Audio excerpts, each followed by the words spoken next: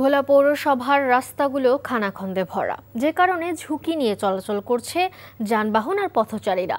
প্রায়ই ঘটছে দুর্ঘটনা। দ্রুত মেরামতের দাবি জানিয়েছে পৌরবাসীরা। প্রশাসক বললেন, বাজেট পাওয়ার সাথে সাথে সংস্কার কাজ শুরু হবে। ভোলা থেকে আফজাল হোসেনের পাঠানো রিপোর্ট।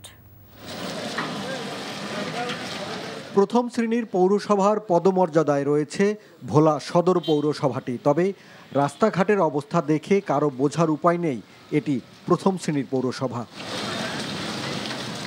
জেলা প্রশাসক, পুলিশ সুপার, জেলা ও দায়রা জজ, চিফ জুডিশিয়াল ম্যাজিস্ট্রেট ও থানার মোড়সহ পৌর এলাকার অধিকাংশ রাস্তা চলাচলের অনুপযোগী। ড্রেনেজ ব্যবস্থা না থাকায় লিংক রোডগুলোতে সামান্য বৃষ্টিতেই জলাবদ্ধতা সৃষ্টি হয়। চরম ভোগান্তির শিকার পথচারীরা। দীর্ঘদিন যাবৎ আমাদের এই রাস্তাটা বৃষ্টি এবং বর্ষাতে ভেঙে বিভিন্ন রকম সমস্যা হচ্ছে, অ্যাক্সিডেন্ট হইতে। এই রাস্তাটা দিয়ে বড় বড় লরিগুলি চলে, ট্রাকগুলি চলে, চরপেশনমুখী যত বাস আছে সব বাসগুলি এই রাস্তা দিয়ে চলে। এই রাস্তাটা এরকমই পানি জমে যায়, আবার ধুলা বালি কি যে একটা অবস্থা। রাস্তাটা সংস্কার চাচ্ছি আমরা।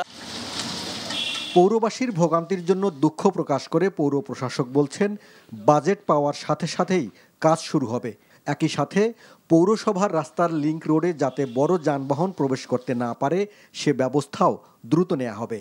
এই কয়েকটা রাস্তার এই অর্থবছরে বরাদ্দ পাওয়া সাপেক্ষে আমরা সেগুলো কাজ শুরু করব। আমাদের যে ছোট রাস্তাগুলো আছে অর্থাৎ লিংক রোড যেগুলো আছে সেগুলোতে আড় দিয়ে অর্থাৎ বড় যানবাহন যেন ঢুকতে না পারে সেই প্রতিবন্ধকতা সৃষ্টি করার জন্য ইতিমধ্যে পৌরসভাকে এটা দায়িত্ব দেওয়া হয়েছে। দ্রুত রাস্তা সংস্কার করে যানবাহন ও সাধারণ মানুষের চলাচলের উপযোগী করার দাবি পৌরবাসীর। NTV news desk. বান্ডেল থাকলে প্রতি সেনমানিতে টাকা বাঁচবে। বিকাশ সেনমানি বান্ডেল কিনে জিতুন প্রতি লেনদেনে।